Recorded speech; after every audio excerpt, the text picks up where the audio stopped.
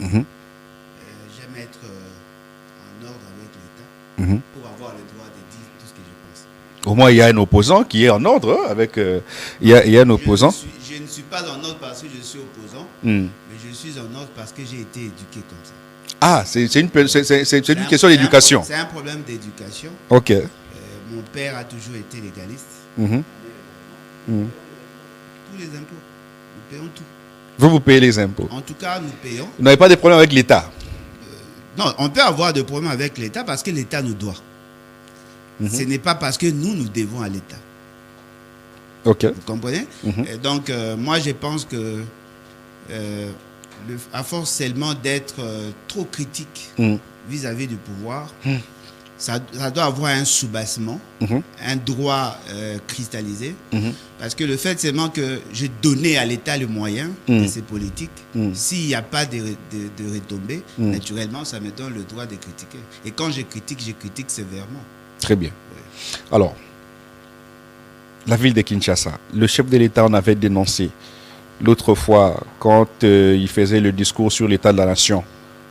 Aujourd'hui, vous trouvez que les autorités se sont amendées, Daniel Bumba et son équipe se sont amendées, ou la situation est restée statique? Tout ce que le chef de l'État avait dénoncé, quel est le changement que vous constatez aujourd'hui? Quand vous dites chef de l'État, vous voulez faire allusion à M. Félix Seketi? Oui, mais c'est lui le chef de l'État. Ah, ok. Bon, en tout cas, je n'ai pas cette perception-là. Bon, comment d'abord ce monsieur est-il arrivé à la tête de la province? Daniel Bumba. Oui. Il faudrait d'abord commencer par là. Parce que généralement, les Congolais ont la culture de se poser des mauvaises questions aux vrais problèmes. Ok. Au départ, lorsque nous avons réfléchi sur la problématique de la gouvernance, nous sommes résolus d'opter pour le régionalisme constitutionnel, dont le maître mot reste la décentralisation. Le fait seulement que nous avons opté pour la décentralisation, naturellement, on devait renforcer le contrôle. Parce que quand on transfère le pouvoir, on renforce le contrôle. Je crois que ce sont les basiques du management institutionnel. Et pour arriver à être gouverneur, le seul mode de dévolution du pouvoir était d'être élu au suffrage universel indirect par les députés qui étaient élus au suffrage universel direct. Fort malheureusement, l'essentiel de ceux que vous présentez comme des députés ne l'ont pas été.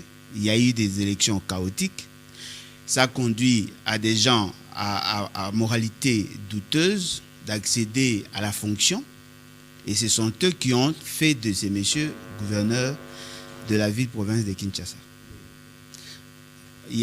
On a saisi des véhicules qui ont été donnés justement à titre de corruption pour que cette fois-là, qu'il soit proclamé élu. Et je crois que tous ces éléments-là concourent à l'appréciation de son niveau de moralité, mais aussi de sa capacité de gouverner. Parce que dès lors que l'Assemblée provinciale ne jouera pas pleinement son rôle, quelles que soient les incantations de celui que vous appelez chef de l'État, il n'y aura rien. Parce qu'il ne suffit pas seulement de faire une déclaration. C'est vrai que sur le plan constitutionnel, le président de la République peut mettre fin au mandat d'un gouverneur, mais les conditions ne sont pas réunies. Il faudrait qu'il y ait un problème de dysfonctionnement systémique, c'est-à-dire qu'il y ait un conflit entre l'Assemblée provinciale et le gouvernement provincial pour que cette fois-là, que l'on prenne ces décisions exceptionnelles qui, du reste, n'étaient pas à l'origine de la vision du régionalisme constitutionnel. À des dénonciations, le chef de l'État. Il n'a fait que des dénonciations comme tout membre de la société civile, tout en oubliant que lui n'était pas membre de la société civile. Il n'y a eu aucune décision qui a été prise, parce que s'il ne peut pas agir en tant que président, mais il pourrait quand même agir en tant qu'autorité dite morale. Comment il pouvait agir? Comment il pouvait agir? Parce non, que déjà, politiquement, il a l'instrument. Politiquement, il pouvait influer sur la décision de l'Assemblée provinciale. Il a déjà fait plusieurs fois. Ah, d'accord. Mais oui, il a usé de cet instrument. Il pouvait orienter la décision de l'Assemblée provinciale. Donc, politiquement, pour que cette fois-là, qu'il y ait une motion de censure contre le gouverneur. Ah, il n'est pas limité politiquement. Non, politiquement, il n'est pas limité. Mais constitutionnellement, il est limité. Parce qu'il ne peut pas sanctionner dès lors que le fait n'auront pas une base constitutionnelle. Un gouverneur incompétent n'est pas chassé par un président. Mais un gouverneur qui est en conflit avec l'Assemblée provinciale, oui, Mais il y a aussi possibilité que l'Assemblée provinciale se saisisse du dossier pour qu'on puisse enclencher le processus pour son départ. Mais il y a aussi une autre éventualité, c'est par rapport à la justice. S'il y a des dossiers judiciaires où, par exemple, il était mis en accusation, comme le cas du Congo central, cette fois-là, on pourrait éventuellement demander à ce que la mise en accusation soit autorisée. Si la mise en accusation est autorisée, inéluctablement, il pourra partir. Mais M. Félix Tshisekedi lui-même, n'étant pas sérieux dans ce qu'il fait, on constate ce qu'il y a. Ce que je voudrais nous dire, c'est que la responsabilité de la mauvaise gouvernance dans notre province n'incombe pas que à M. Daniel, mais ça incombe et à M. Félix Tshisekedi, et à la Première ministre, et au ministre de l'Intérieur, et à la CENI. Comment ça? Même à la CENI? Non, mais toutes ces institutions-là... Le gouvernement a fait sa part, le gouvernement a sorti beaucoup de moyens. Non, le gouvernement n'a pas fait sa part. Est-ce que vous savez que c'est le gouvernement central qui construit toutes les routes qui sont à la ville de Kinshasa? Est-ce que vous savez que le gouvernement central doit à la province 40% de la rétrocession ou de la retenue à la source? Oui, mais en dehors de ça... Non, mais pourquoi en dehors de ça? En dehors de ça, le gouvernement construit toutes les avenues de la ville de Kinshasa. Non, mais attendez. On veut jeter des fleurs à ce fameux gouvernement qui, du reste, est co-responsable de ce qui nous arrive dans la ville de Kinshasa. Je voudrais vous rappeler, comme je l'ai dit d'ailleurs, dans le régionalisme constitutionnel, on a fractionné les compétences en trois. Il y a les compétences exclusives du gouvernement central, ce qui est repris dans l'article 202 de la Constitution. Il y a les compétences concurrentes, gouvernement central et les provinces, ce qui sont reprises dans l'article 203 de la Constitution. Il y a les compétences exclusives de la province, ce qui est reprise à l'article 204 de la Constitution. Okay. Si vous voyez un gouvernement construire des routes dans la ville de Kinshasa qui a les statuts de province, sachez-le très bien que ça relève de sa compétence. Okay. Parce que la compétence en matière de route est fractionnée en trois. Il y a les routes qui relèvent de la compétence du gouvernement central. Il y a les routes qui relèvent de la compétence du gouvernement provincial. Il y a aussi des routes qui relèvent de la compétence des entités territoriales décentralisées. Vous tous, vous avez suivi, M. Félix Tshisekedi a fait des incantations ici en faisant semblant de faire élire le chef de l'État. Oui, c'est que ça doit certainement être ça, bien que je ne sois pas convaincu. M. Félix Tshisekedi a organisé les élections de conseillers communaux. Oui. En réalité, si nous étions dans l'esprit de la Constitution, le conseiller communaux allait siéger et éventuellement élire le bourgmestre et le bourgmestre adjoint. Le bourgmestre et le bourgmestre adjoint élus allaient être secondés par 3 échevins. Les 3 échevins allaient constituer pratiquement le gouvernement. Et ce gouvernement de la commune allait être contrôlé par un conseil communal. Voyez-vous, c'est ça la charpente institutionnelle au niveau de province. Si vous lisez la loi de 2008 portant fixation des principes fondamentaux de libre administration des provinces, si vous faites une analyse, une lecture combinée avec la loi, une autre loi de 2006 portant composition, organisation et fonctionnement des entités territoriales décentralisées et leurs relations avec le gouvernement central et les provinces, vous allez vous rendre compte que jusque-là, les institutions de la République ne sont pas toutes mises en place. Donc ça veut dire que le gouvernement a une part de responsabilité. Ok, donc ça veut dire que le seul Bumba n'a pas toutes les responsabilités. Non, il n'a pas toutes les responsabilités. Il n'est pas le seul responsable, mais il est excessivement incompétent. Alors, on doit retenir... Il est excessivement incompétent. Non, il est excessivement incompétent. Je vais le démontrer. Je suis là pour ça. Ok. Voilà. Vous prenez d'abord par rapport aux provinces. La province de Kinshasa. La province de Kinshasa devait avoir 10 ministres. Pas plus, 10 ministres. C'est-à-dire, en réalité, rationnellement, on devait avoir 12 personnes faisant partie, membres du gouvernement provincial. Oui. Il y en a plus. Ici? Ils ont eu aussi à créer d'autres postes. Comment ça? Non, mais ils ont créé le poste de commissaire. En dehors de ce que... oui, il y a des commissaires. Ah oui, il y a des commissaires. Mais des voilà, commissaires généraux, quelque chose comme ça. Le commissaire, là, ont pratiquement le statut de ministre.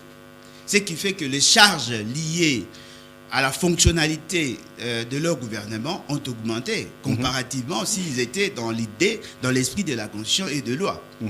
Au-delà de ça, l'État a dit que lorsqu'il y a mobilisation dans la ville de Kinshasa, on devait le fractionner en 3.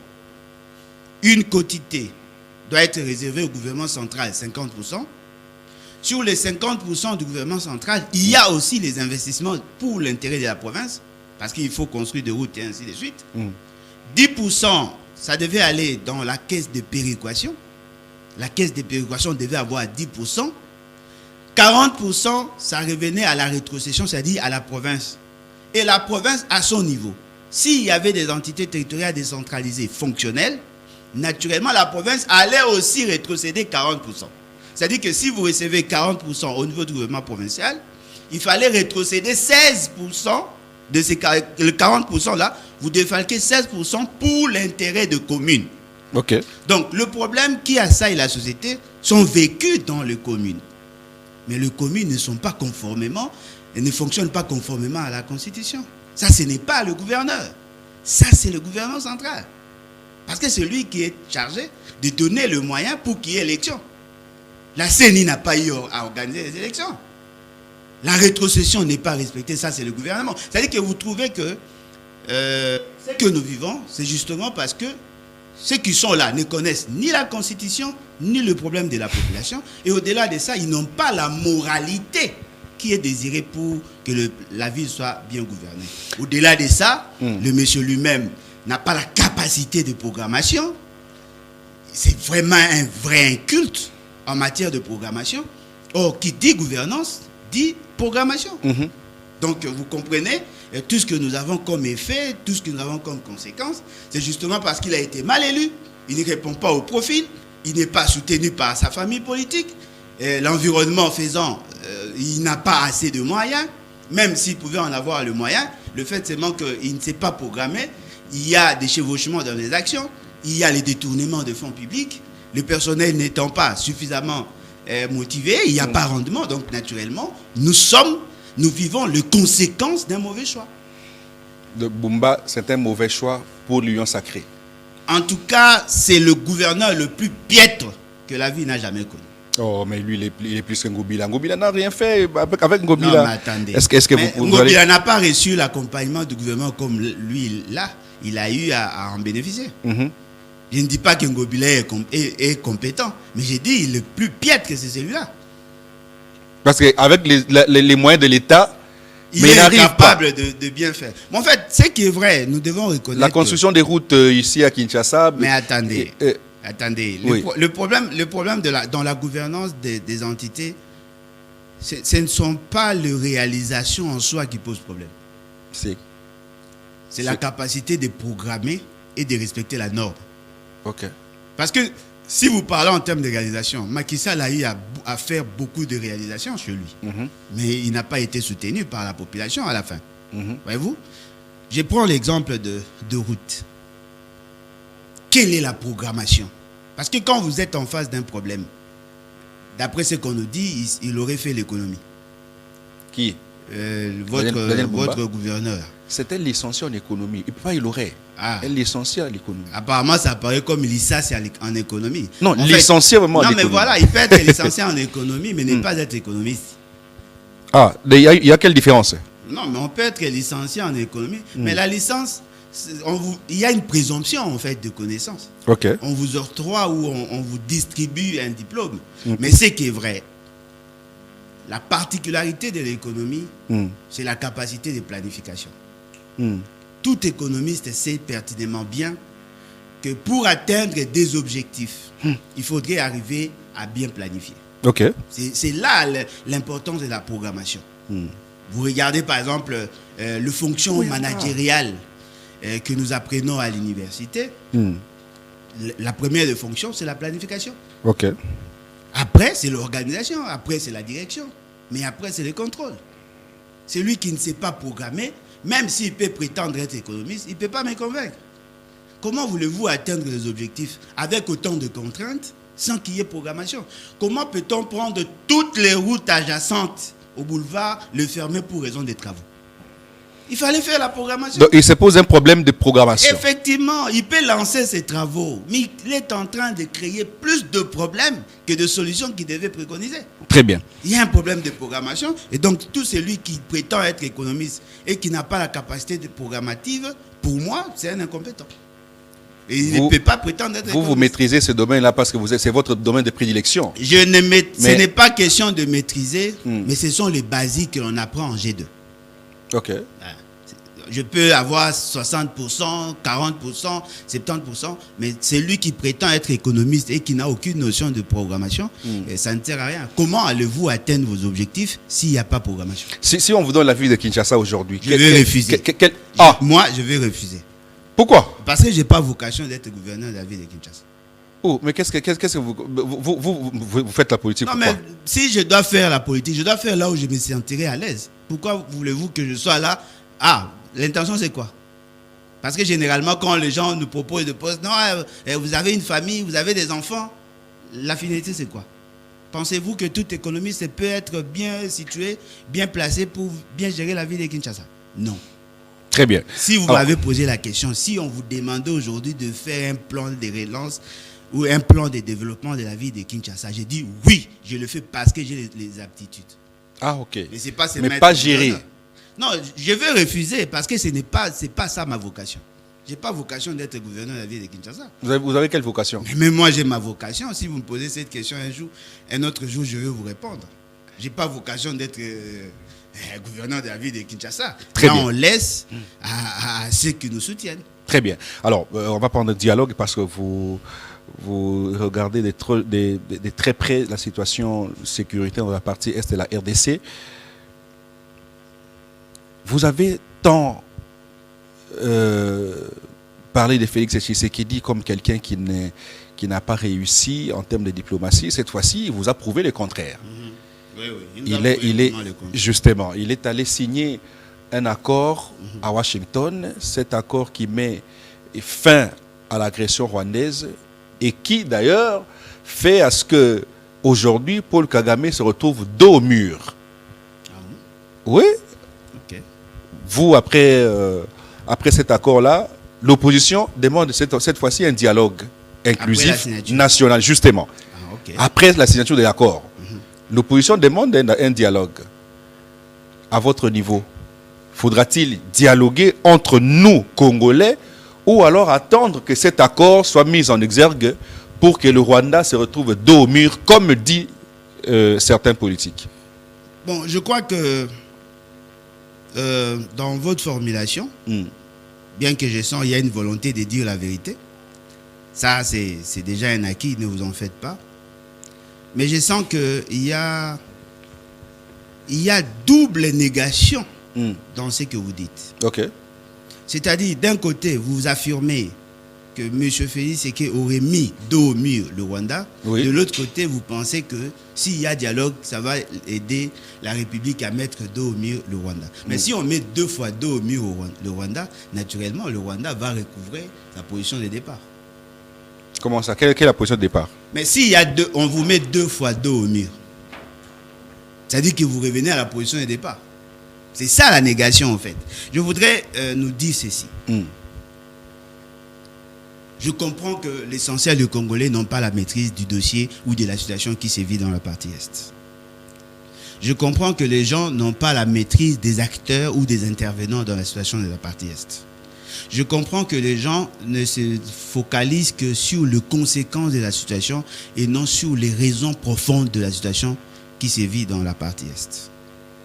Sachez-le très bien que nous, Congolais, depuis que nous existons en tant qu'État et même en tant que République, nous n'avons jamais eu de problème avec le Rwanda en dehors du problème qui s'est créé après 1994. Mais c'est le Rwanda qui nous agresse aujourd'hui à travers Paul Kagame. Donc on a un problème plutôt avec le régime de Paul Kagame. C'est ce que vous voulez dire? Non, je vais expliquer autrement. D'accord. C'est-à-dire, avant l'avènement de du pasteur Bizimungu, le tout premier président après la mort de Habyarimana. Oui. Nous n'avons jamais eu de problème avec le Rwanda. C'est après. Alors, pourquoi Habyarimana a-t-il été tué? C'est justement parce qu'il y a eu un vent. Le vent créé par les Amériques ou les États-Unis pour réoccuper l'Afrique en mettant de côté tous ceux qui étaient soutenus par les Français. Ils ont ciblé des zones. Parmi les zones, il y a le Congo, à l'époque Zaïre. La guerre froide. L'Amérique ou les États-Unis voulaient maîtriser le Congo, mais devaient maintenant briser la bretelle qu'il y avait dans la partie Est. C'est comme ça qu'ils ont commencé d'abord à former Kagame. À partir de l'Ouganda, il a été formé, spécialiste en renseignement, en contre-espionnage. Il est spécialiste, c'est un Rangers, il a été formé. C'est lui qui s'occupait des renseignements de l'Ouganda. Or, l'Ouganda était un poulain des États-Unis parce que c'était lui qui avait reçu pour mission de déstabiliser l'État congolais. Ils ont provoqué l'assassinat du président Habyarimana. Il y a eu le pasteur Bizimungu qui a succédé à ces derniers. Et ainsi, Kagame est arrivé. Il est arrivé suite à une guerre au Rwanda, 1994. Et cette guerre a conduit au massacre et de Tutsi et de Hutu. Et c'était fait à dessein. Leur souci, c'était quoi? De détruire notre bretelle de défense parce que l'essentiel des pays dans l'Est et de l'Est du Congo étaient des alliés du pouvoir de Mobutu. Ils ont commencé d'abord à déstabiliser le Burundi, l'Ouganda, et d'abord l'Ouganda, le Burundi et le Rwanda. Ça a créé une porte d'entrée et c'est à partir de là que le Congo est devenu ventre mou dans cette partie-là. Donc, ceux qui comprennent les enjeux savent pertinemment bien que ce sont les Américains qui ont planté les décors. Donc le Rwanda n'y est pour rien. Non, le Rwanda est pour quelque chose. Parce qu'il y a mutualisation d'intérêts. D'accord. Mais vous devez savoir que la première de motivation était une motivation américaine. Voyez-vous? Qui a coïncidé pratiquement aux velléités expansionnistes de la vision Imatuchi. C'est comme ça qu'ils ont eu à mutualiser pour rendre la partie Est et le ventre mou de notre pays. C'est comme ça que la guerre a commencé 2 ans après, en 1996. Alors, si vous me dites aujourd'hui qu'on devait applaudir Félix Tshisekedi ou M. Félix Tshisekedi du fait d'avoir signé un accord avec le Rwanda devant les Américains, je me dis, ils ont obtenu ce qu'ils ne pouvaient pas obtenir avec les autres présidents. La seule personne qui a facilité l'atteinte de cet objectif en apposant une signature de manière inconsciente. Comment ça? Et il réfléchit, c'est M. Félix Tshisekedi. Comment ça? Quelqu'un, vous avez eu Joseph Kabila à la tête du pays pendant 18 ans. Il n'a pas su nous amener devant les États-Unis. Vous avez eu Laurent Désiré Kabila. Il n'a pas su nous amener devant les États-Unis. Cette fois-ci, vous avez le fils du pays qui prend le pays et qui amène devant les États-Unis. Ouais, mais et aujourd'hui, nous allons... Qu'est-ce qui vous impressionne? C'est les États-Unis ou quoi? Non, parce que les États-Unis vont s'imposer. Ils vont s'imposer où? Au Rwanda, justement. Non, ils s'imposent chez nous, pas au Rwanda. Non, au Rwanda, justement, pour que les Rwandais n'entrent plus ou ne nous agressent plus. Ça veut dire que c'est une victoire, une victoire qui est diplomatique. Non, attendez. N'accompagnez pas cette forme de légèreté de nos amis du pouvoir en relayant ce qu'ils pensent. Vous devez le savoir que Laurent Désiré Kabila lui a été effectivement demandé de signer un accord de la même nature que ce que Félix Tshisekedi a signé. Lui, il avait refusé. Comment ça? On a demandé ça à Laurent Désiré Kabila. Oh. On a demandé ce que vous dites là à Laurent Désiré Kabila. Il a refusé, c'est ce qui l'a conduit à la mort. Mais cette fois-ci, ce ne sont pas des États-Unis qui ont demandé, c'est plutôt Félix Tshisekedi qui est allé demander. Non, mais voilà pourquoi voilà la nuance. Voilà pourquoi j'ai dit le caractéristique de la trahison ou de la traîtrise de M. Félix, c'est qu'il ressort dans ce que vous dites. Un prédécesseur a refusé de signer des accords de cette nature au nom de la souveraineté nationale. 20 ans après, vous venez vous signer et vous voulez qu'on vous applaudisse. Non, si nous étions des incultes, si nous n'avions aucune information sur la situation, on allait croire, peut-être comme certains naïfs du pouvoir, on allait croire que c'était une solution. La guerre se justifie du fait que nous avons refusé de reconnaître au Rwanda un quelconque droit chez nous. Voilà pourquoi nous étions en guerre. Mais aujourd'hui, nous reconnaissons au Rwanda un certain nombre de droits chez nous et vous pensez que ça va mettre fin à la guerre. Non, mais naturellement, ça mettra fin au crépitement des balles, d'autant plus que le Rwanda va obtenir ce qu'il avait demandé. Entre, Alain Bolodjoa, disons-nous la vérité, entre la mort des Congolais, des milliers de Congolais, et par exemple la coopération mutuelle, vous choisirez quoi? Entre la mort. Mais pourquoi doit-on choisir la mort et la coopération? Pourquoi ne pas dire entre la souveraineté et la coopération? Pourquoi voulez-vous qu'on fasse le choix entre la mort? On n'est pas en train de choisir la mort là. Non, mais on tue à l'Est. Non, on tue à l'Est parce que nous sommes faibles. Pourquoi ne pas me dire entre la guerre et la coopération? Pourquoi vous parlez seulement de la mort? Oui, mais parce qu'il y a des gens qui meurent chaque jour. Effectivement, les gens peuvent aussi mourir au Rwanda.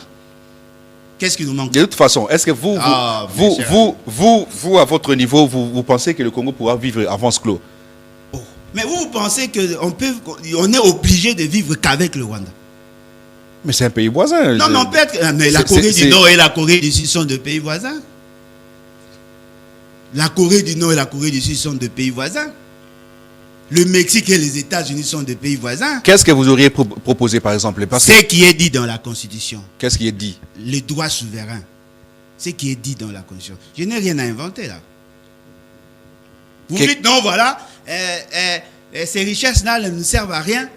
Vaut mieux brader nos richesses pour préserver des vies. Mais votre raisonnement là ne tient pas. Qui a bradé les richesses? Oh, mais vous dites quoi? Quand vous parlez de la coopération, là, c'était quoi? Vous m'avez demandé de faire le choix. Donc quand on coopère, on brade. Mais quand vous donnez sans la volonté, quand vous donnez, on vous oblige de donner quelque chose. Vous pensez c'est quoi?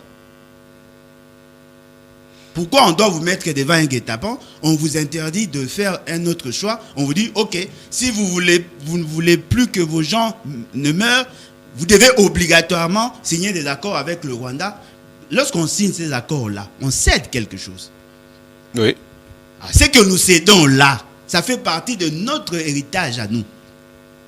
Oui, mais chaque parti a fait des concessions. Le Rwanda également a concédé. Le Rwanda a fait quelles concessions? Le Rwanda a concédé aussi. Il a concédé quoi? Mais le fait que le Rwanda accepte aujourd'hui, devant la face du monde, que c'est le Rwanda qui agresse la RDC, c'est une victoire diplomatique. Le Rwanda a dit dans l'accord qu'il agresse la RDC. Oui, mais le fait déjà d'aller signer l'accord.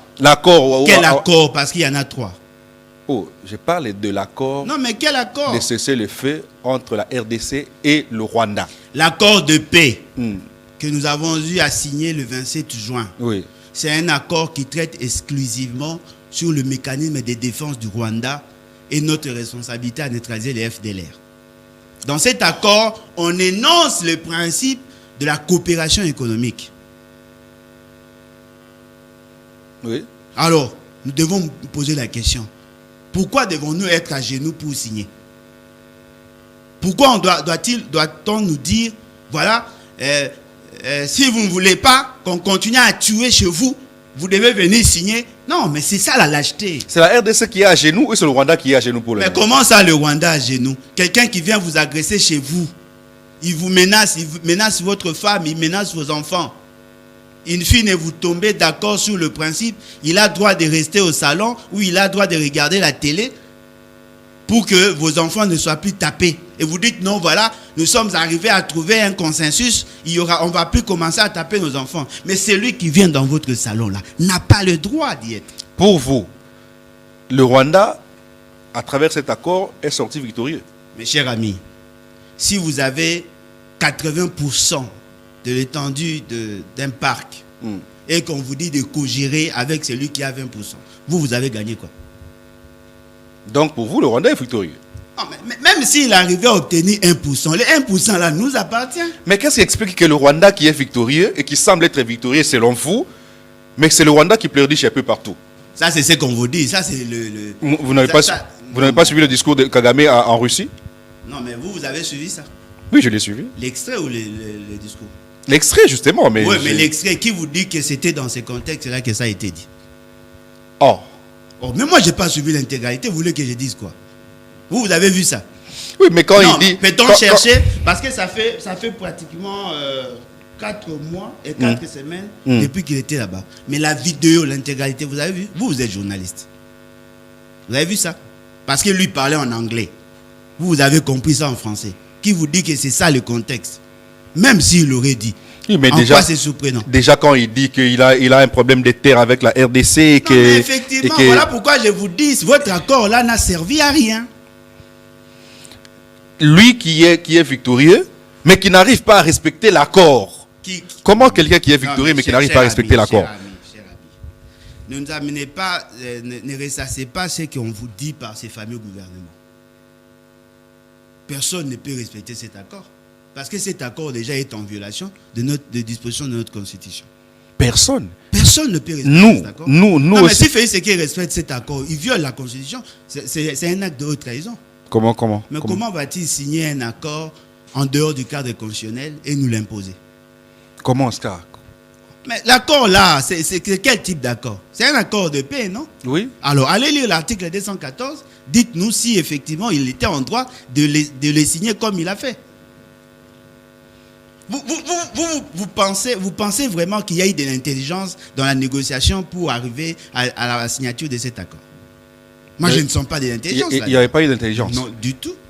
Il y a eu quoi? Non, la lâcheté. Ça, c'est de la lâcheté. On vous demande, on vous pose la question de choisir entre la paix et la dignité. Vous dites la paix. Mais cette paix-là est conditionnée, non? On nous demande à nous de neutraliser les FDLR. Pourquoi? Parce que ce fameux gouvernement s'est permis de dire en international qu'il était en mesure de neutraliser les FDLR. Alors, c'est ça la conditionnalité première pour que le CONOPS, la suite du CONOPS... Non, le gouvernement a plutôt dit que le FDLR ne se retrouve plus au Congo. Non, mais ils l'ont dit où? Patrick Mouyala l'avait dit plusieurs fois. Il n'a jamais été sérieux, celui-là. Mais ils ont signé dans le document, ils ont pris l'engagement. Qui n'est pas sérieux? Patrick Mouyala. Si c'est parmi les meilleurs ministres du gouvernement. C'est parmi les ministres qui sont bavards, oui. Le meilleur ministre, c'est-à-dire, son secteur est bien géré où?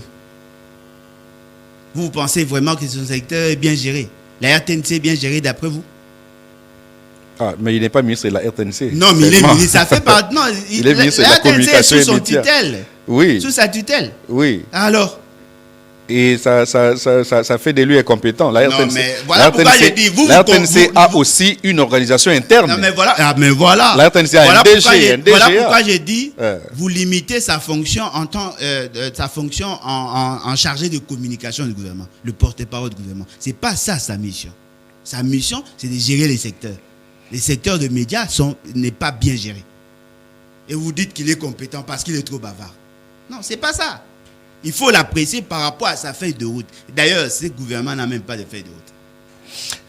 Alors, je voudrais qu'on parle un tout petit peu de la gestion de Félix Tshisekedi, même si vous n'acceptez pas, mais cette fois-ci, reconnaissons que Félix Tshisekedi a corrigé beaucoup d'erreurs commises par Joseph Kabila. Comme quoi? Dans quel secteur, s'il vous plaît? Déjà, sur le plan de la sécurité. Aujourd'hui, Joseph Kabila disait à l'époque, en 2013, qu'il a défait le M23.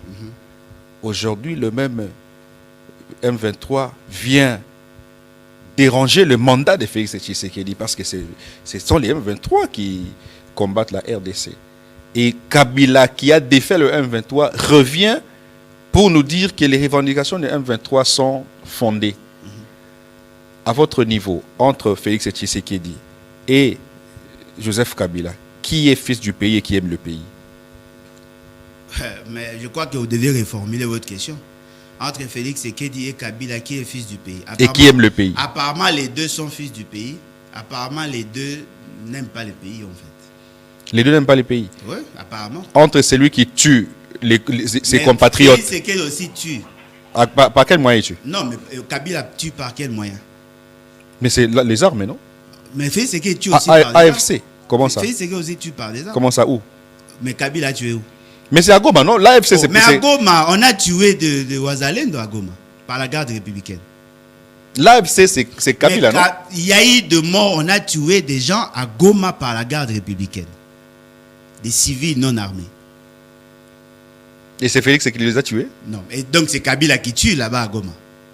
Oui, mais justement... Ah, mais justement, ça veut dire quoi? La garde républicaine est reconnue. Qui est à la tête de l'AFC? La garde républicaine, alors. Vous voulez qu'on insiste sur la garde républicaine? On a tué de Ouazalendo à Goma par la garde républicaine.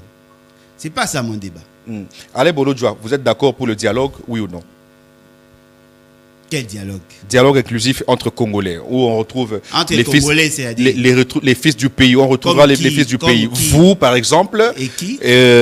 Félix Tshisekedi, Joseph Kabila, Moïse Katumbi. Mais Joseph Kabila, vous avez posé la question s'il était fils du pays.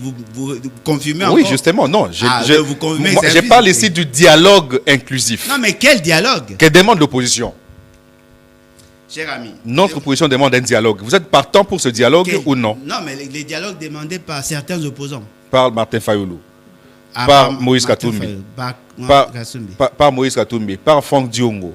Par Joseph Kabila lui-même qui demande aussi ce dialogue. Par Corneille Nangaa. Corneille Nangaa demande aussi le dialogue. Ce qu'il y a à Doha, ce n'est pas un dialogue. Mais ça, c'est la question qu'il faut poser à Corneille Nangaa. Parce que lui, il demande un autre dialogue ici. Non, mais voilà pourquoi j'ai dit le dialogue est nécessaire, pas avec Félix Tshisekedi, pas avec Nangaa, pas avec Kabila. Parce que ce sont les trois éléments perturbateurs, ce sont les trois personnages qui ont fait dérailler le pays et ce sont eux qui sont à la base de la crise que nous vivons aujourd'hui. Vous incluez Félix Tshisekedi dedans? Non, mais bien évidemment. Qu'est-ce qu'il a fait? Non, mais il a fait. C'est d'ailleurs à lui de convoquer ce dialogue. Non, mais voilà pourquoi j'ai dit ça ne m'intéresse pas. Parce que vous avez commencé à poser la question sur la situation dans l'Est. Oui. Mais vous m'avez pas laissé le temps de vous dire le facteur favorisant la situation dans l'Est. Vous avez dit que Kabila avait mis fin au M23. Bien évidemment, en 2013. Il avait neutralisé le M23 en 2013. Voilà pourquoi il y a eu accalmie de 2013 jusqu'en 2022. Il y a eu accalmie. Lorsqu'on vous parle de faire un groupe armé, cela ne veut pas dire qu'on a neutralisé tout le monde, mais on leur a privé la capacité d'intervention. Vous connaissez Gilbert Kankonde? Oui. N'est-ce pas qu'il est député national? Oui. Aujourd'hui, on fait semblant de poursuivre les traîtres. A-t-il été, ne fût-ce qu'une fois, convoqué? Lui, il est traître. Non. Mais c'est lui qui a facilité la résurgence du M23 ici. Comment ça? Mais c'est lui qui les a invités ici. Il les a convoqués, pour quelle finalité? Trouver des solutions. Non, mais quelle solution? Afin qu'ils n'agressent pas la RDC. Mais les M23 étaient inopérants. Vous l'avez dit. Lui, il les a invités ici. Il y a eu résurgence. Donc il les a invités pour rien. Non, mais attendez. Même s'il les avait invités pour trouver des solutions, mais ça créait des problèmes. Ne fût-ce que les convoquer. Pourquoi n'est-il pas convoqué? Parce qu'il était en odeur de sainteté avec son chef. Son chef a dit, je ne voulais pas les rencontrer parce que je ne le trouvais pas sérieux. Oui, quand est-ce qu'on vous a dit, on vous avait dit qu'ils étaient venus chez nous. On a dit à M. Félix Tshisekedi que M23 était chez nous. C'était en 2020. En 2020. D'après ce que lui dit. Mais ce qui est surprenant, il les a libérés en 2019. Libérés? Mais il a libéré tous les membres du M23 et leurs alliés qui étaient en prison. Mais John Tchibangu, qui était nommé ici comme chargé des opérations, John Tchibangu était arrêté pour ces faits-là, de 2012-2013. Bernard Maeshe Biamungu alias Pikawan et ses colistiers étaient arrêtés dans ce cadre-là. Ils ont bénéficié de la grâce présidentielle au mois de mars 2019. Ils ont été libérés au mois d'août, avant l'avènement du gouvernement Yellow Kamba. Alors, des gens qui ont créé les conditions pour qu'il y ait résurgence du M23. Des gens qui ont occasionné la mort de plus de 30 000 Congolais. Il y a eu plus de 75 000 déplacés depuis que Félix Tshisekedi est au pouvoir. Et vous me dites à moi, on doit dialoguer et c'est lui qui doit convoquer, c'est lui qui doit décider. Mais bon Dieu, on est en train de prêcher pour quelle chapelle? Donc apparemment, vous l'opposition, vous cherchez une chose et son contraire. D'un côté, vous demandez le dialogue pour trouver un consensus ou l'unité nationale. De l'autre, parmi vous, vous refusez encore le dialogue. Finalement, vous voulez que Félix fasse quoi? Quelle proposition faites-vous pour le moment à Félix Tshisekedi? Cher ami, oui. Vous devez savoir que l'opposition est plurielle. L'opposition n'est pas une famille politique, n'est pas un parti politique. Elle est plurielle parce que vous êtes désorganisés, comme on le dit. Hein. Mais quel est ce pays où on organise l'opposition comme si on organisait l'Union sacrée? Même l'Union sacrée est désorganisée. L'Union sacrée qui a une seule autorité est désorganisée. Pensez-vous que tous les membres de l'Union sacrée ont la même perception des choses? Non. Mais ici, l'opposition est plurielle. Ce n'est pas un problème d'organisation. C'est un problème d'autonomie des structures faisant partie de l'opposition. Ça a toujours été ainsi. En France, il y a plusieurs opposants. Alors, vous voulez que, comme l'essentiel de Congolais faisant partie de l'opposition ont levé une option, que tous ceux qui veulent réfléchir différemment doivent s'aligner à laquelle le poursuivre ce qui se fait. Mais apparemment, le monde est en noir et blanc d'après vous. Soit on est du blanc, soit on est du noir. Alors qu'il y a plusieurs couleurs. On va parler bilan pour terminer l'émission. Vous, aujourd'hui, si on pose la question, entre 18 ans de Joseph Kabila, tenons également compte du temps, et les 7 ans de Félix Tshisekedi, qui a bien géré? Honnêtement. Personne n'a bien géré. Honnêtement. Personne n'a bien géré. Mais celui qui a plus de réalisations structurantes, c'est Kabila. Et si on vous oppose les faits? Oui, mais effectivement, moi je vous oppose les faits. C'est lui qui a plus, Joseph Kabila celui qui a plus d'éléments structurants de la gouvernance, c'est Kabila et non Félix Tshisekedi.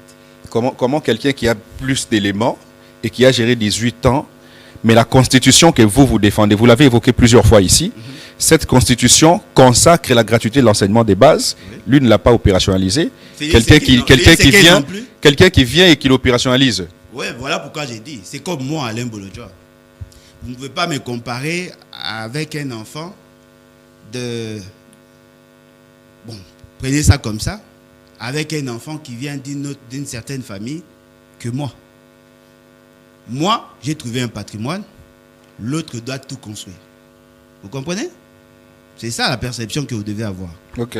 C'est que Félix, c'est qu'il pense, considère comme avancé. C'est parce qu'il y a une base. Lui, il a hérité d'une république. Vous parlez de la constitution? Avant Joseph Kabila, y avait-il une constitution? Il n'y en avait pas.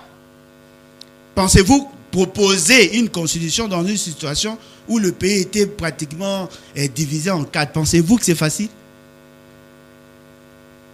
Concevoir une constitution, c'est facile? Si déjà l'UDPS, qui est géré par des juristes et créé par des juristes, ils sont incapables de prévoir même l'intérim du président. Pensez-vous concevoir une constitution, c'est facile? Eh bien, on vous a dit ici, qu'on a une nouvelle constitution. Vous l'avez refusé. Ils veulent le faire parce que les autres l'ont fait. Ils devaient le faire avant. Comment ça? Sachez-le très bien. Kabila a posé les jalons de la Troisième République. Tous ceux qui viendront après, il leur sera difficile de faire plus que Kabila. Parce que c'est Kabila qui a réformé l'administration publique. C'est Kabila qui a réformé l'armée. C'est Kabila qui a donné la configuration institutionnelle. C'est Kabila qui a fait c'est Kabila qui a créé les conditions même pour l'avènement des banques. Cependant, il a péché en mettant de côté la nécessité de promouvoir la démocratie.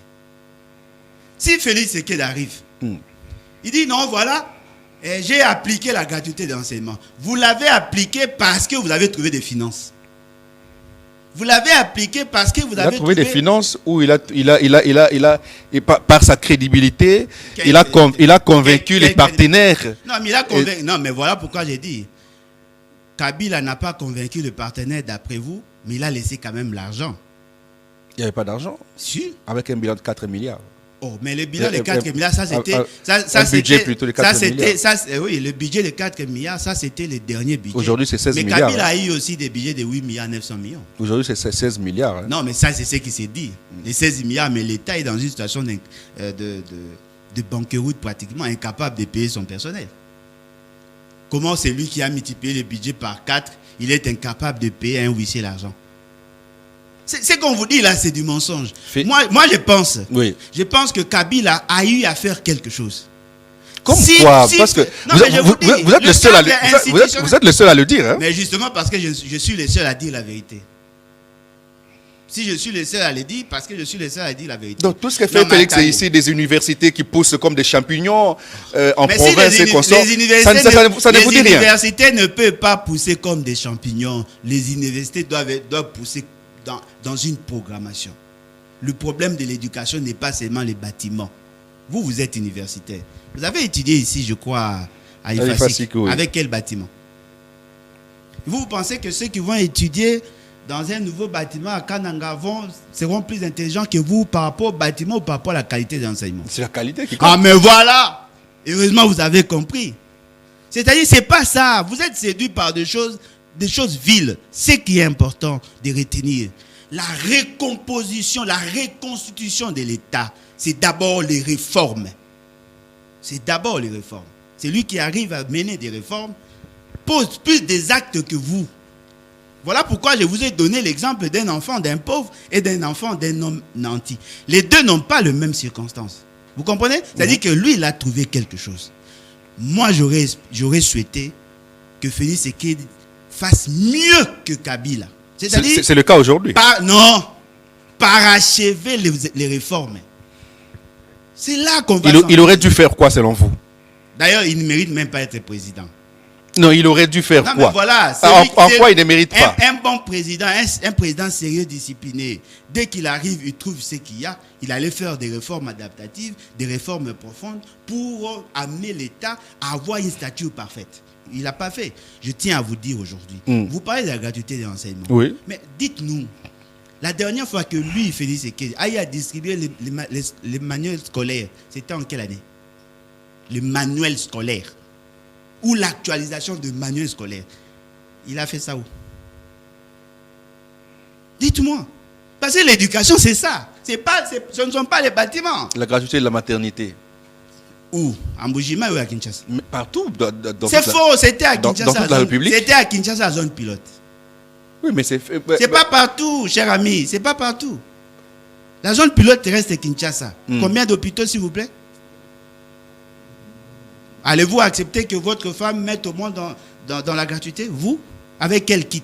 Pourquoi pas? Non, mais quel est le budget?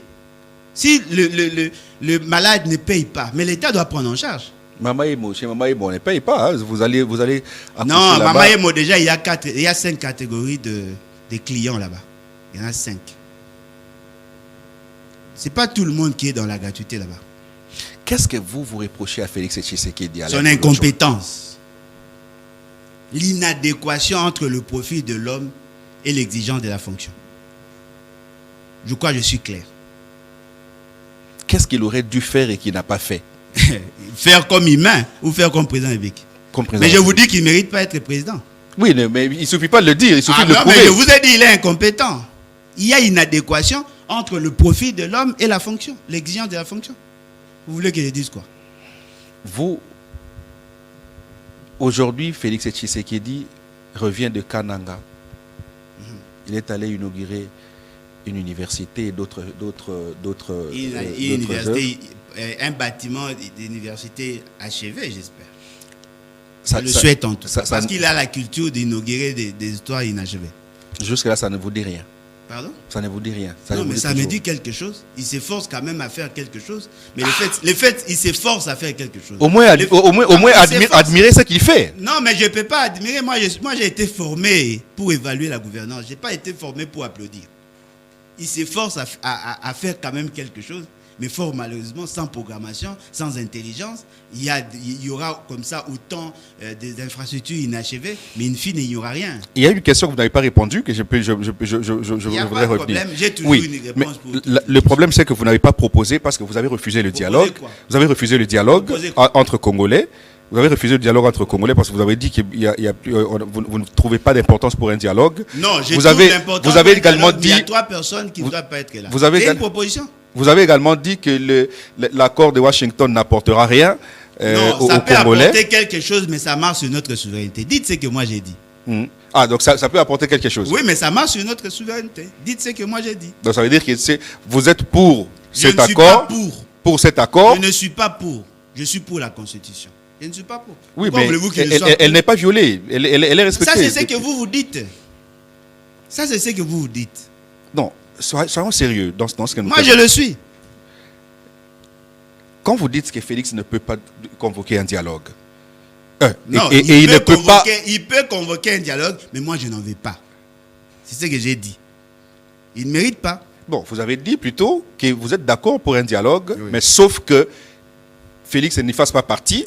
Joseph Kabila et Nanga. Oui. Mais vous classez Félix Tshisekedi parmi les rebelles, alors que c'est lui qui se bat contre le rebelle. C'est ça le problème. Bien que ça ne sort pas de moi, mais le mot a été bien trouvé. Ça, c'est bien dit. Oui, mais vous l'avez classé parmi les rebelles, parce que Joseph Kabila aujourd'hui, c'est rebelle. Koné Nanga, c'est rebelle. Dit, je prends note. Donc, vous le classez parmi les rebelles. Mais si vous le dites, je ne peux pas vous contredire. Je n'affirme pas, je vous pose la question. Pourquoi le fait, c'est moi que ce n'est pas sorti de moi. Je prends note. Qui doit convoquer le dialogue, selon vous? Mais voilà. Ce qui est important, qu'on applique la Constitution. Félix Tshisekedi a violé la Constitution, on l'arrête, on le met de côté. Kabila a violé la Constitution, on l'arrête, on le met de côté. Nanga a violé la Constitution, on l'arrête, on le met de côté. Si nous sommes arrivés à arrêter, comment les jeunes ici, Constant Moutama, pour avoir violé la loi, quid alors de Félix Tshisekedi? Il n'est pas exempté de peine, il peut être arrêté. C'est constitutionnel. Oui. Alors, il faut qu'il commette une gaffe. Mais c'est déjà fait. C'est quoi la gaffe? Mais pourquoi convoquez-vous le dialogue? Parce que le dialogue, là, si vous regardez très bien, c'est le conflit des ménages entre FCC et les caches. Mais c'est vous qui êtes demandeur du dialogue. Moi, Alain Bolodjoa, l'opposition dans son ensemble. Je ne suis pas représentant de l'opposition. L'opposition est plurielle. Moi, Alain Bolodjoa, j'ai demandé quelque chose à Félix Tshisekedi. Moi, êtes-vous sûr? Je l'ai déjà fait, ne fût-ce qu'une fois, demander quelque chose à Félix Tshisekedi. Visiblement, ça vous plaît que le pays traverse un moment pareil. Hein? Mais visiblement, c'est vous qui soutenez la situation qu'il y a. Parce que tous les acteurs qui sont à la base de la crise, vous les soutenez apparemment. Je soutiens qui? Mais vous soutenez Kabila, vous soutenez Félix, vous soutenez Nanga. Parce que quand vous dites que nous devons impérativement dialoguer avec eux, mais moi je dis non, ils ont délinqué, ils doivent être mis de côté. C'est ce que moi j'ai dit. Ça c'est déjà bon. Alors, un dernier mot, regardez la caméra, nous sommes à la fin de l'émission, un dernier mot et on va clôturer. Je crois que nous devons faire des choix judicieux, des choix rationnels. Ce n'est pas la première fois que nous avons ce type de dialogue. Nous sommes allés à Sun City, d'abord Lusaka, Maputo, Sun City, nous avons eu à discuter jusqu'à pondre ce que nous appelons aujourd'hui le pacte social à la Constitution de 2006, tel qu'il est révisé à ce jour. Les gens se sont permis de violer cette constitution. Mais ils veulent trouver des arrangements justement pour apaiser leurs ardeurs et ils veulent nous imposer ça. Qu'est-ce que Kabila revendique? Un accord non respecté. Qu'est-ce que Nanga revendique? Un accord non respecté. Qu'est-ce que le M23 revendique? Un accord non respecté. Qu'est-ce que Kagame revendique? Un accord non respecté. Et tous revendiquent auprès de Félix Tshisekedi parce qu'il a refusé volontairement à respecter ces accords, qui du reste sont contre nos intérêts. Vous ne pouvez pas nous demander à nous d'accepter les dialogues juste parce qu'ils sont en colère ou ils sont en conflit. La question qu'ils veulent aborder là est déjà dans la Constitution. Appliquons la Constitution. Félix Tshisekedi doit être mis devant son juge naturel. Kabila, Nanga, tous doivent être jugés, condamnés et éventuellement libérer le pays. Merci beaucoup. Vous avez suivi que dans son dernier mot, Alain Bolodjoa a applaudi Félix Tshisekedi d'avoir refusé les accords que revendiquent Joseph Kabila Corneille Nanga. Merci d'être passé, Alain Bolodjoa. Oui, comme je l'ai félicité et que ça a créé de mort. Merci. Reconnaissez aussi que je les sanctionne à la fin. Merci également si vous pensez que c'est une félicitation, ça c'est vous. Merci à vous qui nous avez suivis. Merci à l'équipe technique et restez branchés pour la suite des programmes.